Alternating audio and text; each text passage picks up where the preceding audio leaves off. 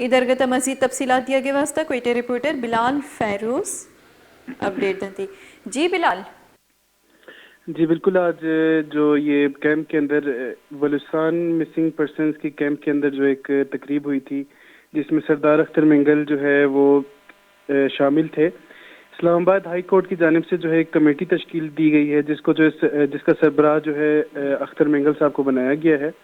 اور یہاں پر آج جو ہے طویل ایک میٹنگ چلتی رہی جس کے دوران جو ہے فردن جو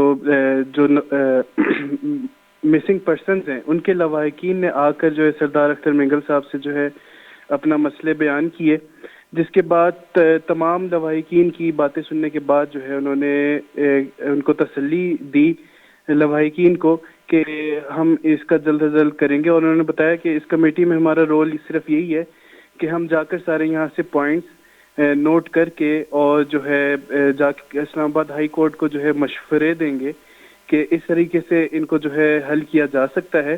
اور انہوں نے یقین دہانی یہ بھی کروائی ہے کہ انشاءاللہ یہ جو کمیٹی تشکیل دی گئی ہے یہ باقی کمیٹیوں کی طرح غائب نہیں ہوگی اور اس کا سالہ سال انتظار نہیں کرنا پڑے گا اس کے جو فیصلہ آئے گا اس کا. اور جلد از جلد اس کا جو ہے فیصلہ کچھ نہ کچھ ہم کروا کے اور آپ کو خوشخبری سنائیں گے.